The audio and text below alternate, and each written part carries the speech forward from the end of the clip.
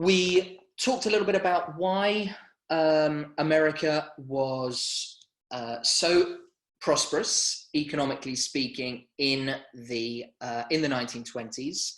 And if you remember, we looked at seven different reasons. Can anyone remember any of them? Just to put it out there. Can anyone remember any of the reasons that we said why America was so successful?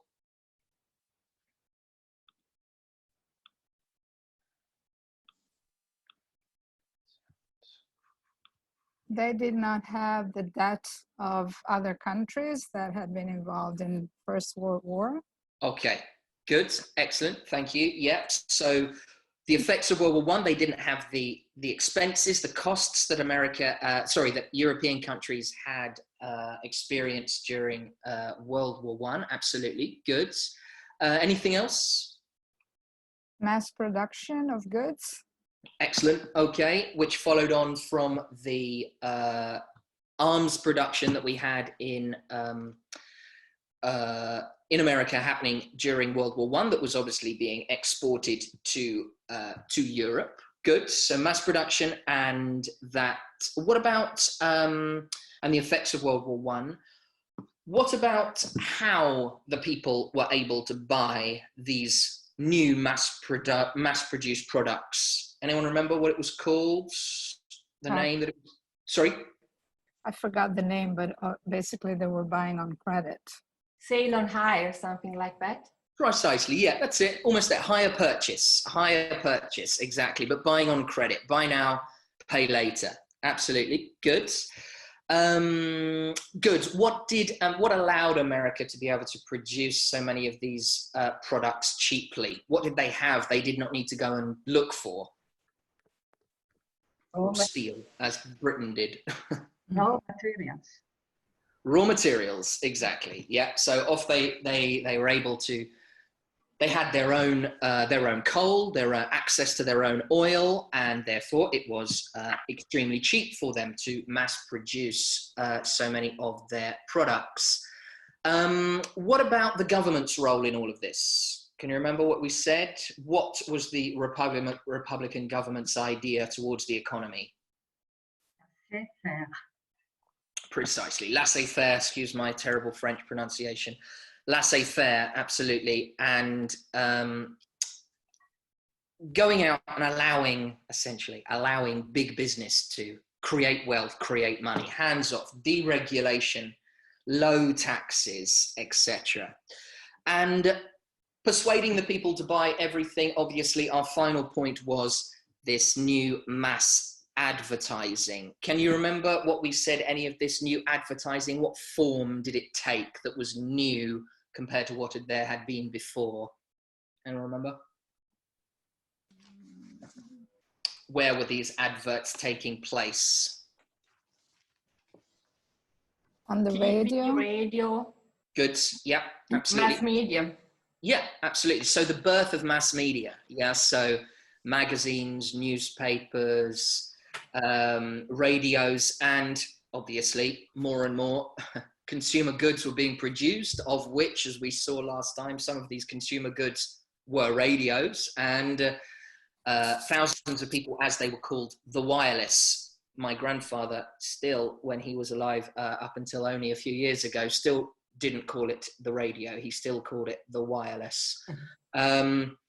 And so, yes, these fantastic products were available, and as a result, mass media and advertising actually came into the home, and obviously taken to levels 100 years later that perhaps advertisers back then couldn't even perceive. So,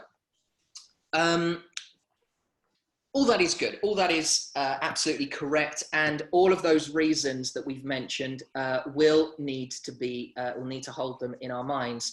We will come across the one that we haven't mentioned so far today, which was a specific policy. If you remember, our tariff policies, very, very high tariffs from these Republican governments that encouraged Americans to buy American and not buy foreign products. So we'll talk a little bit about that, comes into one of our points later on. So let's for a moment go back to our stereotypical image that we have of America in the 1920s. What do we see? What is the idea? Do we see things like Gatsby? Are we thinking Fitzgerald? Are we thinking, you know, millionaires dancing in jazz clubs or flowing champagne, etc.? Well, what we're going to focus on today is the people who didn't actually benefit from this boom, from this economic boom, and a few reasons as to why. So when you picture the people who are celebrating, who are having these incredible parties, etc., who is not there is the question. Who is not there? Can anybody have a guess? Or perhaps you know, or if you can have a guess or whatever, it doesn't matter. Can anyone tell me, who do you think did not benefit from this economic prosperity? Any ideas? Minorities. Good. Okay, certainly, and we're going to focus on one of those minorities today. 1920s, don't forget, was a period initially, and we'll talk about this again in another lesson, initially a period of immigration into the United States from all over the world. Okay, we had mass immigration into California and the West from the Far East, China and Japan, etc. You also had mass immigration from Europe, people escaping the miseries of post-war Europe and coming over to share in the prosperity of the supposed prosperity of the 1920s in America. So minorities, good, is certainly one aspect. What about another group? Where are these parties taking place? Are they taking place in the cities, or are they taking place elsewhere? Agriculture. So the agricultural sector is one that is suffering hugely. And the agriculture is where we are going to start in reality. So if I can just bring up this, and I will come in and out a little bit more of this presentation. So did all Americans benefit from the economic boom? Well, no, again, as we mentioned at the end of last lesson. So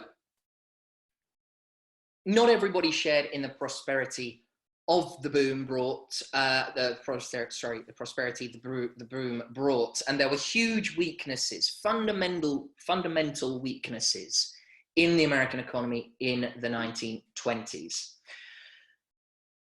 And it comes a little bit down to the common aspect of this, which of course is a unequal distribution of wealth. Now, something that obviously we've been very much aware of since 2008, 2009 has been, as it was, the Occupy Wall Street movement, etc. The claim of we are the 99, we are the 1%.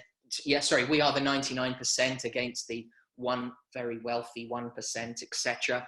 Well, in the 1920s, this was very apparent. A couple of statistics here. So the richest 5% of the population earned approximately 33% of the wealth.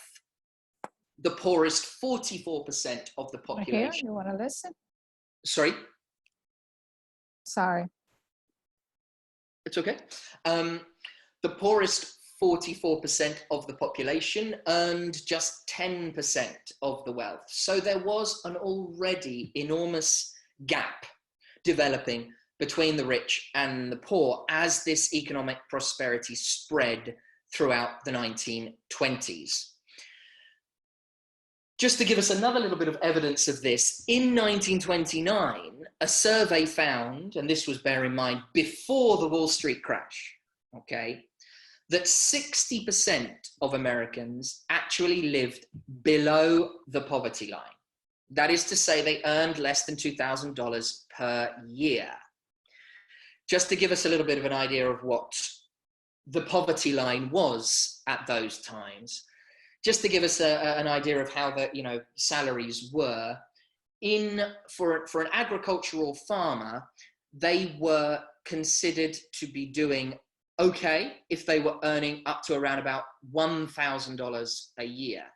A true middle class salary for the 1920s in America was considered to be about $3,000 a year. That would allow you to have all the necessary amenities that you need to live an everyday life, but also to have some disposable income to allow you to partake in some of the prosperity, perhaps to buy a car and buy some commercial and consumer goods for your home. However, it was that $2,000 a year that was considered to be below the poverty line. And 60% of Americans by 1929 were actually living below that poverty line. So let's focus then for a moment on who they were. Now, we've already covered them to a certain extent, but we're going to start with farmers. So farmers were a huge group within American society in terms of that almost one half of Americans worked within the farming industry, in some branch of the farming industry, whether that was agricultural production or the process of producing the food, etc., and transforming it into consumable products. So that's almost half of Americans involved in farming. Let's just contextualize the beginning of the 1920s a moment for the agricultural industry. Now, as we mentioned last time, the American farming industry really had their economic prosperity, not in the 1920s, but actually just previously. World War I. American farms were producing the food that they needed, America needed, but also obviously were producing food that was being exported to Europe. Many, obviously, agricultural industries in Europe were at a almost complete shutdown due to World War I and millions of their population being away fighting abroad. And so it was during that period that Americans were transporting millions of tons of food across the Atlantic to supply Europe with what they needed. And so that was their boom period. Now, obviously, as World War I ended, they had developed a certain taste for the life that they had, the prosperity that they were enjoying, and to give up that prosperity, as it would be for anybody, would be something fairly difficult. However, they were not given the support that they needed by the federal government to allow them to be able to extend that and perhaps start trading with new routes, perhaps limiting production, etc. In fact, production increased massively. Don't forget, as we've mentioned before, this is an era of technological advancements. And so as a result, this new mass farming production was supported by technological advancement. So new tractors, new machines that helped produce even more food. But as you might imagine, this causes a problem for farmers. Now, tractors and other farm machinery is not cheap.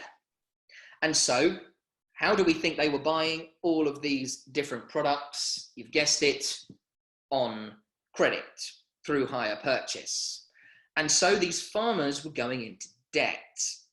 How do they get out of debt? Well, produce more food, try to sell more food. But of course, the more that they produced, the more the value of these products went down. And in fact, food prices dropped by 50%.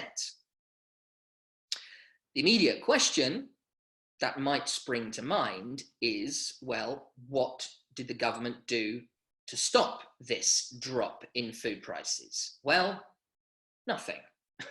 Essentially nothing.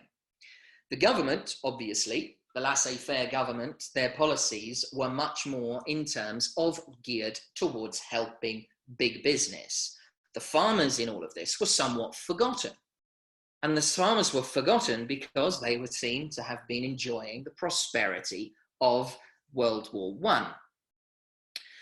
As a result, there was almost zero regulation of the farming industry. Nothing was done to help farmers in terms of stabilizing prices across the board. Very simple. Franklin D. Roosevelt, when he came into government, is exactly what he did. So these sorts of farm machines, as we can see here in the photos here, these sort of farm machines were able to massively increase production. As a result, price drops, farmers go into more and more debt, and the problem becomes worse and worse. So what choices were farmers left with, particularly those farmers who went into debt? Well, they had two choices. They could sell their farms, and they could move and start becoming workers on other farms, other agricultural areas around predominantly the South and the Midwest of the United States. However, the great problem was, of course, with all of these new farm technology machines, there was less request for farm workers. And so they found it even harder to find jobs and to find work. So where do they go? Well, they go to the cities. And the Great Migration, which was also something we'll talk about again in a moment, the Great Migration of people from south to north, and to particularly northern cities, began towards the end of World War I and into the 1920s, up to the early 1930s. Now, this migration of people to the north created more problems for these people, predominantly because they arrived in these cities and actually found it perhaps not to be as prosperous as they had first imagined. And they arrived, they found themselves to be obviously unskilled, the majority fairly, certainly by northern city urban standards, fairly badly educated, and therefore simply couldn't get the work. And so this process of agricultural, or people who had been working in the agricultural sector moving to these cities, found themselves to be in pretty difficult situations.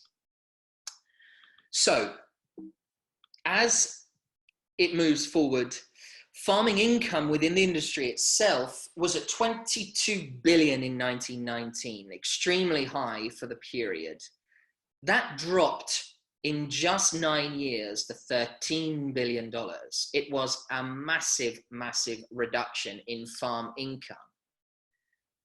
Farmers had many debts. Many were evicted from their farms because they could no longer pay their debts, or they were forced to sell their land. This land became available. And as you can see from this, okay, we are starting in 1928 when it was already pretty dire situation. And you can see that the price of farmland continued to drop into the 1930s. And so, unfortunately, for our farming communities in the United States, it simply got worse and worse and worse.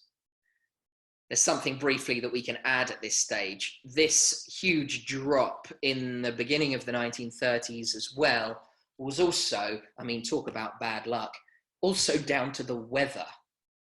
These poor farmers who managed to survive the 1920s, at the beginning of the 1930s, they had terrible droughts, periods with no rain whatsoever. Their crops dried out and died. They continued to try and over-farm to compensate for this loss, destroying the soil in the process. And when there was no rain, it worsened the situation. Huge winds came along and simply blew the topsoil away, making it impossible to farm. And they really did have the worst luck, poor farmers. Well, if they had it bad, we can only imagine what it must have been like for our second group.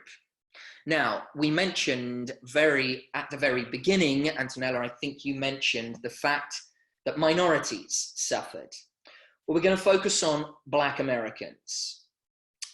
can anybody remember vaguely from your own general knowledge, when did slavery end in the United States? Can anyone remember? Doesn't matter if you can't remember the exact date, but more or less, anybody know? Oops. After the end of the Civil War. Precisely, yes. Which ended, I think, in 1865. Precisely, precisely. Yeah, 1865 with the 13th, 14th and 15th Amendments, but it's really the 13th Amendment that officially ends slavery. Well, if we jump forward to the 1920s, well, we are, if you think about it, only a generation away from the end of slavery in reality. Not much has changed, as you might imagine. 1865, Black Americans are freed from slavery, but what were their choices? It's not like they had any savings to be able to go out and buy land or move away with their families to enjoy the prosperity that was happening in America. They often found themselves pretty much living and existing in exactly the same situations as they had during slavery. They were officially no longer slaves, but it was Black Americans who were responsible predominantly for rebuilding the South after the end of the Civil War. And in reality, what began to happen as well in terms of their social position, there were these laws in the 1880s brought in called the Jim Crow laws, which were the segregation laws and the beginning of racial segregation in the United States, where Black Americans were forced to go to separate schools, separate restaurants, even separate public bathrooms and water fountains. They were all segregated. And as we move into the 1920s and into the 20th century, and as far as the 1920s, these Jim Crow laws, due to, as we will see, this migration of Black Americans, actually began to spread outside of the South and into northern cities and northern areas as well. And Black Americans began to suffer from racial prejudice, or began to suffer, but continued to suffer racial prejudice long after the end of slavery. So the Black Americans were obviously mainly involved, as we mentioned, in farming, and were often the first to be fired if a farm ran into difficulty. Almost 1 million Black workers lost their jobs during the 1920s, which, as we have mentioned, led to millions of them moving away from the South, looking for work in any way that they could.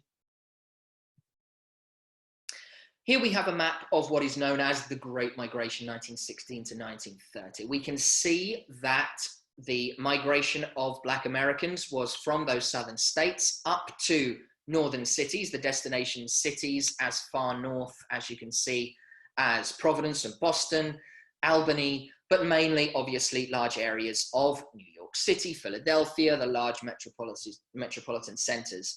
Many would move to areas such as Kansas and Oklahoma in search of work, and then would begin the long process of migration over to Oakland, San Francisco, Los Angeles, and the West Coast.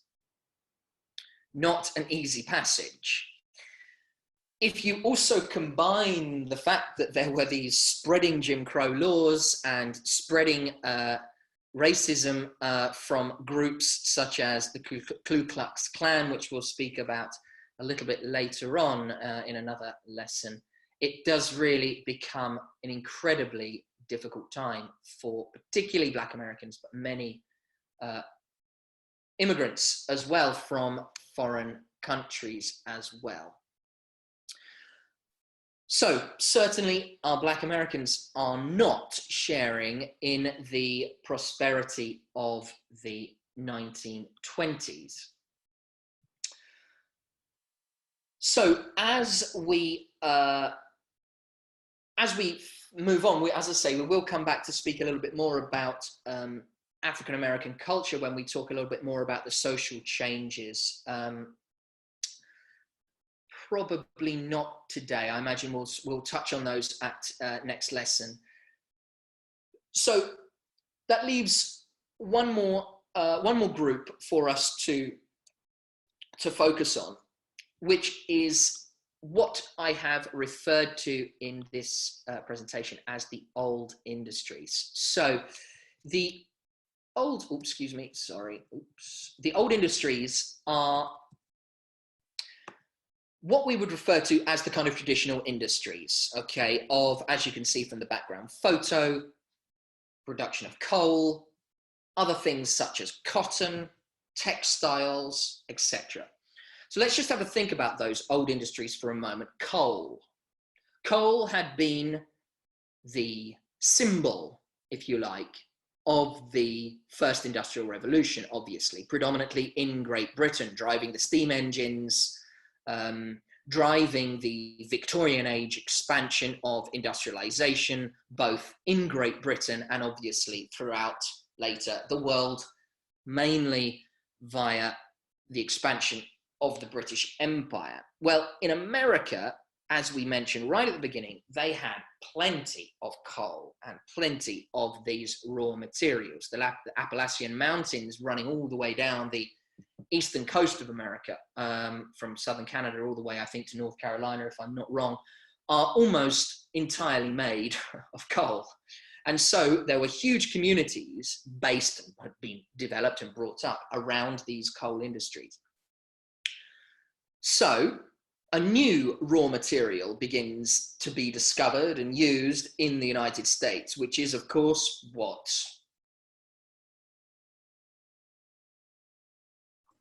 What do we think? Oil. Oil. Oil, oil, oil. And where do we associate oil with in the United States? Texas. Texas, yes, the typical image that you have of what we call the nodding donkeys, yes, the drills working in Texas. Well, it wasn't just Texas. There was the same oil reserves, not quite the same, but oil reserves found in and used in California, all over the Southwest, which is why it's kind of run out these days, but there we are. Oil was replacing coal, and so these areas of Texas were now replacing these coal industries of the eastern seaboard, and so many of these places, many of these communities began to die. Now, as we mentioned before, all industries within the United States were protected from foreign competition by extremely high tariffs. However, obviously, tariffs don't protect you. The extremely high tariffs we can see jumping here from Woodrow Wilson at the end of the beginning 1919, 1920, all the way up to 1928, 29, where it got as high as 60%. And then actually it grew slightly further than that into the beginning of the 1930s. They protected you against foreign competition, but obviously not from domestic competition. And these new products that came up, if they were cheaper, well, people switched and began to buy those and forgot about the old ones. So coal industries suffered, as we mentioned, from an increase in oil and electric industries. Electricity is a very fundamental and interesting point when we're talking about the 1920s. Have a look at this little graph here. Dwellings meaning houses or simply living spaces.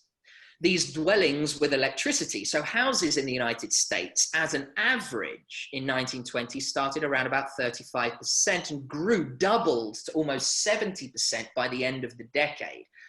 Almost 3/4 of Americans have got electricity by the end of the 1920s. So as a result, they've got access to lights, they've got access to the consumer products, etc. They start to move away from the need for coal and others. On farms, obviously, it's slightly different. By the end of the decade, around about 10% of American farms have got electricity. But but that was up from basically zero in 1920. So it is still an enormous increase. Think about what that brings with it as well. Access to, as we've mentioned, mass media, advertising, radios, the outside world in simple terms. So electricity has an enormous effect in those terms, but it wasn't just electricity. It wasn't just coal being replaced by oil. Other hugely important industries. What fundamental raw material was produced on farms in the South at this time and before? What was the one material that was being produced? What do you associate the South with? Cotton. Precisely. Cotton. Well, cotton begins to be replaced. Cotton begins to be replaced and other traditional materials. Picture your stereotypical 19th century cowboy. What's he wearing?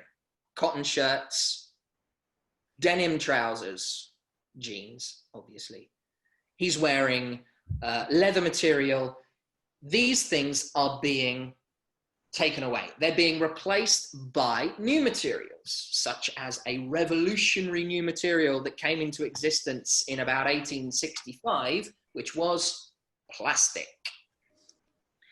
Ironically, by the way, first invented plastic was actually made from recyclable organic material.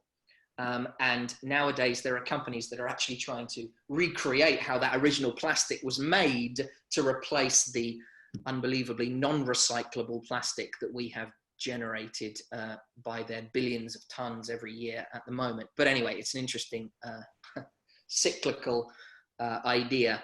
So anyway, these industries and these products were suffering hugely. So leather textiles losing trade to new materials such as plastic. Industries in the North, where there was obviously more prosperity because they were less reliant on the struggling agricultural industry, obviously, they realized that actually with the failing farming industry, there was a huge amount of cheap labor available. And so some industries actually began to make the process even a bad situation for some places in the North, began to actually move some of their industries to the South. And large companies that had perhaps started in the South, most famously, I'm thinking of a company such as Coca-Cola, for example. Coca-Cola, which started in Atlanta, Georgia, actually didn't expand their operations and actually expand to the North. They expanded their operations in the South because they realized that there was a huge amount of cheap labor that they could use and manipulate and take advantage of in the South. So industries began to move south, making the situation bad for people in the North as well. And it didn't really improve the situation, as you might imagine, in the South because they were so desperate for jobs and work, so that the actual salaries, etc., were not particularly high for these workers. Quick example, for example, here, just to fix a sort of number in your minds here. Coal workers in North Carolina, for a 70-hour week in the 1920s, by the end of the 1920s, were paid $18 for a 70-hour week. As you might imagine, that already sounds very little. Well, if you compare that to what was supposedly considered to be the living wage, which was $48 a week. So our coal workers were living in almost extreme poverty. It became a terrible, terrible situation for so many workers around these areas of the central eastern area, particularly of the United States. Okay, so those are our three principal groups that suffered hugely. As we mentioned before, by the time we get to 1929, those three groups make up or constitute around about 60% of the population who are now suffering or living under the poverty line. So what we can begin to establish is that before we get to the Wall Street crash, the situation actually in the United States is very, very serious indeed. 60% of the population living underneath the poverty line, but that 60% of the population is somewhat hidden away in that it is predominantly the rural population. In the cities, there is growing unease with mass migration, spreading of social problems and racism and all sorts of other problems arising. People begin to notice that this perhaps prosperity is somewhat of a superficial idea. But unfortunately, any changes that they attempt to make come along a little bit too late, as we will see. So what I'd like to, before we move on, are there any doubts or any questions that you might have about those groups within society, those people who did not share in this prosperity?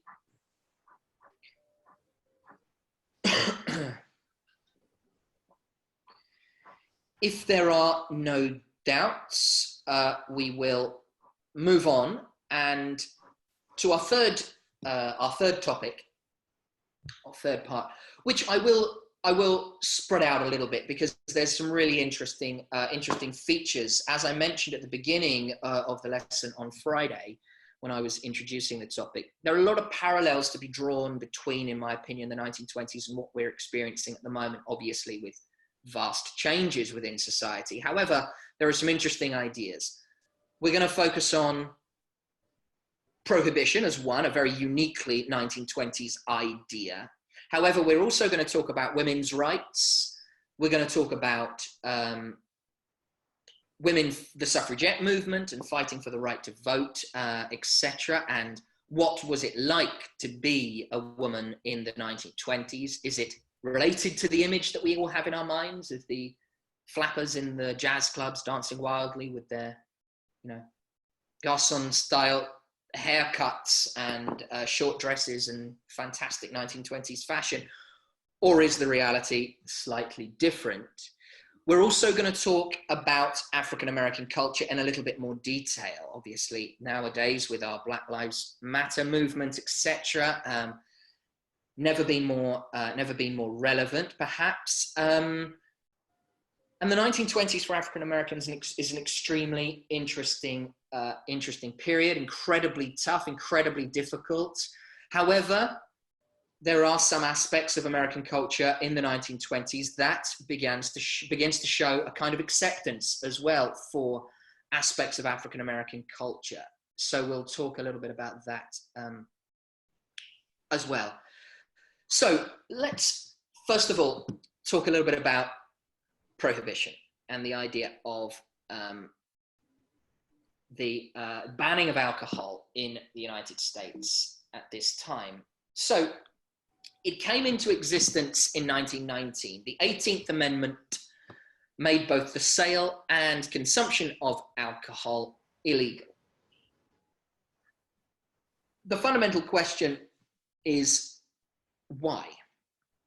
Why did they ban alcohol in America at this time? It's an interesting point that it kind of symbolizes the kind of optimism that grew as the 1920s began to move on. This optimism of, solving every problem is so easy. We mentioned the pact that was made in 1928 under Coolidge's government to outlaw war. War was illegal, which, as we said, is supposedly still in force today. Well, prohibition was kind of similar in that at this time they needed 36 states to ratify the Prohibition Amendment to the Constitution so that alcohol would be made illegal. That happened on 16th of January 1919. It was America was voted dry, as the headline suggests. And part of the reason was people said it's alcohol's fault that we have such high crime rates. And so it's a similar kind of often repeated thing that we see throughout history, isn't it? Of people saying, oh, well, you know, let's look at this small problem. It's not intrinsic economic disparity or, you know, problems between, you know, racial injustices or whatever. No, it's alcohol. Okay, so they banned alcohol and its sale. It was predominantly supported by various groups within society. Have a look at this fantastic cartoon from 1919, which was part of the campaign spread out across national newspapers. Absolutely fantastic. A little bit of explanation perhaps needed with some of the vocab here.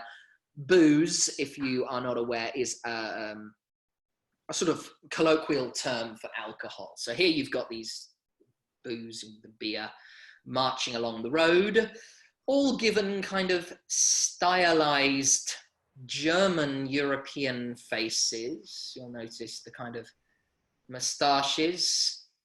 It's in fact called Hun rule, and Hun is a kind of World War I kind of racist term used to describe people of Germanic origin. So it's seen as a foreign invasive force, alcohol.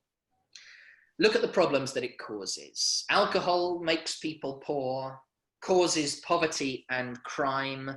We are against progress. We rob women and children. The stereotypical idea of working men on a Friday night taking their weekly paycheck and going immediately down the bar to spend it all on alcohol. We fill penitentiaries, prisons, and asylums, psychiatric hospitals, and we waste grain. The irony, of course, being that we know that because of the farming situation, they had plenty of grain. So saying that alcohol wastes grain is somewhat of a moot, rather stupid point. But there we are. This is the mentality. This was the idea. Cut out alcohol and you will solve all of these social issues. Well, as you can imagine, think about the people, as we mentioned, who supported these changes. Generally were traditional rural religious groups from you know, these rural communities who supported prohibition. Among the common working class population, unsurprisingly, like most of us, enjoy a glass of wine or whatever when we get home. Imagine, therefore, being voted dry. In 1919, you come home,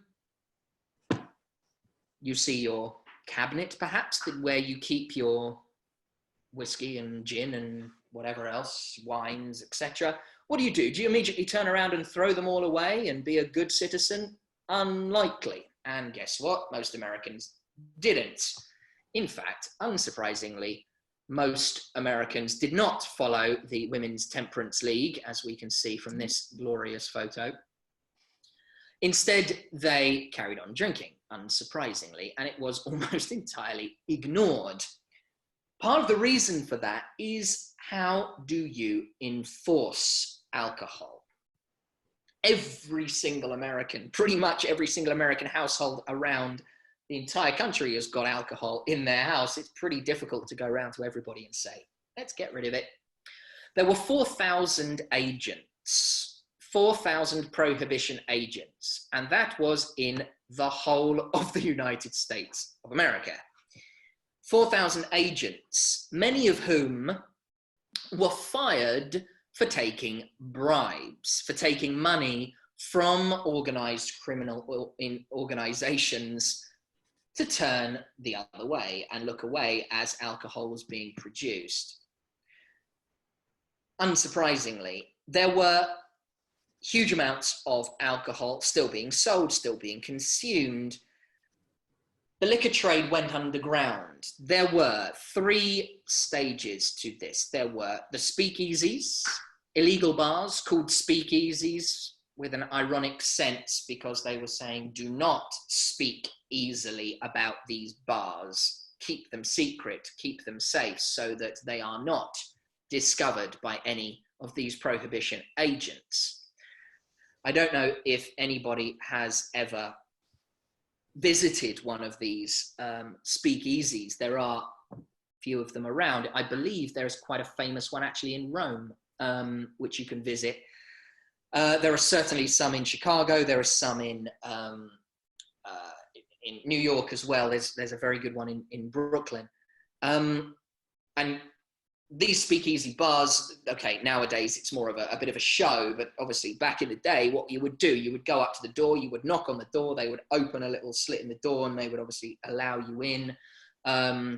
Go down, often downstairs into these dark, hidden away basements. There'd be jazz music playing, and they would serve you these alcohol drinks that often, most famously, had names such as, Long Island iced tea and all of this kind of thing, just in the names to cover up the fact that they were alcoholic drinks. The drinks themselves were, Long Island iced tea is a great example. If anyone's ever had one, it's definitely got alcohol in it, but it doesn't really taste that much like it has. And it certainly doesn't look like it. And so often in these bars, they would be served in like china cups, in like little tea sets. So it looked as if, should a prohibition agent come in, and it would, in theory, they were drinking tea, etc. Quite ridiculous, really. But there we are. And a lot of the drinks themselves, a lot of the kind of 1920s cocktails that you might see on a cocktail menu today, they're very strong tasting, very sweet, to cover up the taste of alcohol, partly for that reason, to cover up the fact that they were drinking alcoholic beverages, but also to cover up this idea of that most likely they were drinking what was called moonshine, illegally made alcohol, which often, as you might imagine, being illegally produced, was not particularly nice, and was often extremely strong, so strong that it was actually pretty dangerous. So moonshine was being produced, and also the third form of illegal liquor trade was bootlegging, smuggling of alcohol. Bootlegging was such as we can see in this picture here. So imagine the borders of the United States. Yes, you've obviously got the Mexican border, most famously, over the last 5 years, is not exactly the easiest border to patrol. Well, imagine the Canadian border, where Canada, no prohibition. Getting alcohol across the Canadian border was walking your dog. It was so easy. Bear in mind also that you had cities such as Chicago right there at the bottom of the Great Lakes. The Great Lakes stretching across the Mexican border, they could simply transfer alcohol from Canada down to somewhere like Chicago incredibly easily. From this photograph, you can see a little bit how it worked. The boat would lie here, then the alcohol would be passed into one car and then a second car. So the load was split between two vehicles. Then a third vehicle, the scout car, would look ahead to see if there were any prohibition agents or any police or whatever checking. Then the two cars would split up and go different routes in very, very extreme environments, often along that Canadian border, and run down towards the big cities such as Chicago, New York, Philadelphia, etc., where there at least half of the load would arrive. The majority of the time, it was the full load. So as you can imagine, drinking just did not stop. The additional fact to this, obviously, is that it was run by illegal gangsters or criminals, and these gangsters were responsible, ironically, of course, for a massive rise in the crime rate. The very thing that supposedly prohibition was going to stop actually involved huge increases in violent crime. For example, the murder rate in cities such as Chicago and New York actually went up by as much as 50%.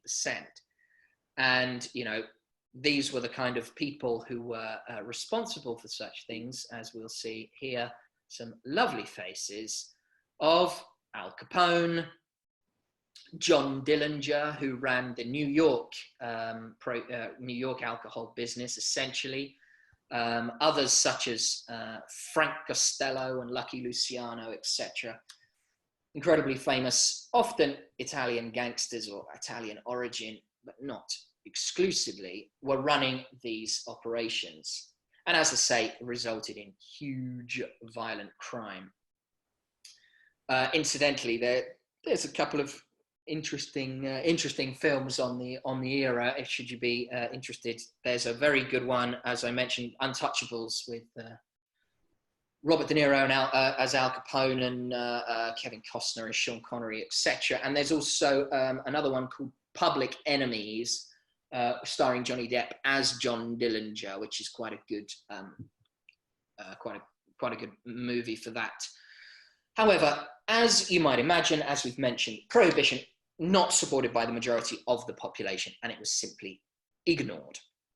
And so that leaves us with a pretty weak situation by the end of the 1920s, where the government is still trying to enforce prohibition, whereas the majority of people are simply ignoring it. Add the Wall Street crash to the situation and economic depression, and it becomes even worse. By the time, in fact, we get to 1932 and the election of Franklin D. Roosevelt actually runs part of his election campaign on the fact that he was going to end prohibition. And in fact, the first thing that he does when he walks into the White House in the beginning of 1933 is end prohibition.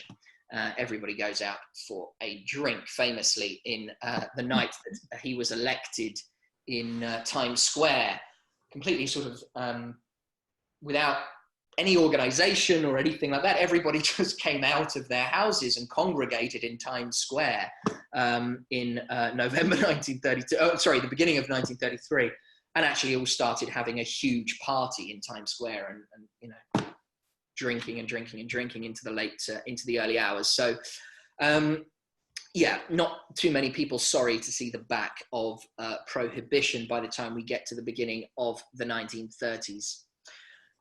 So what we will do now, I'd like to actually, I think we'll stop now. What I'll do briefly, however, is just obviously, if there are any questions on prohibition, then please do ask away.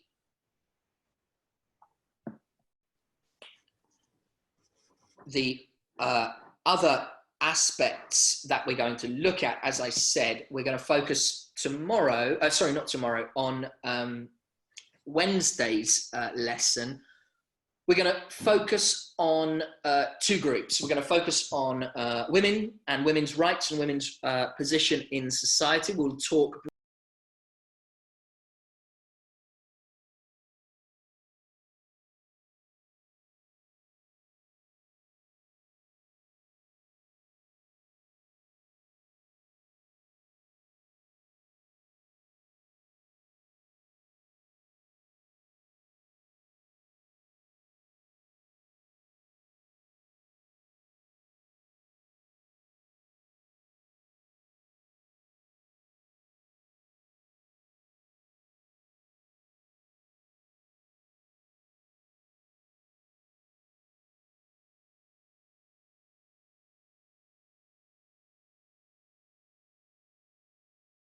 jazz music, and later into the 1930s, blues music, etc.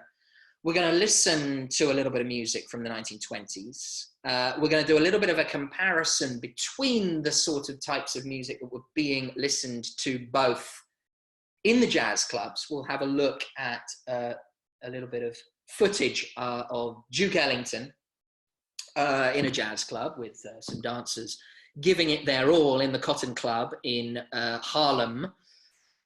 We're also going to look at the other side. We're going to have a look at the idea of what it was like to be an African American in that period of time. Unimaginable, unfortunately, for most of us, but it is incredibly tough. Racism, Ku Klux Klan, particularly for those living in the South. Segregation begins to spread. And with it, that fascinating aspect of blues music. And we will listen to a song that is actually not quite from that period, but from a little bit later on, but really spreads the message very carefully, very powerfully about particularly one aspect of life for African Americans in the South, which was the threat of lynchings. So justice of lynching mobs, these groups of white people who would go around essentially accusing a black person of a crime and hanging them up in a tree, having beaten them pretty much to death. It was pretty horrific. So we're going to talk a little bit about that. We're going to look at that. A prior warning, there are obviously a couple of images that will be a little bit trying for us to look at, but anyway, still important to do so, I think. So we'll have a look at a little bit of that. We'll listen to, as I say, a little bit of music, and we will analyze the script of one particular famous song from the beginning of the 1930s, actually, called Strange Fruit. And then we will move forward to start to think about the end of the decade, the Wall Street crash, the causes of that crash, and the repercussions, the effects of that crash, both in America and beyond.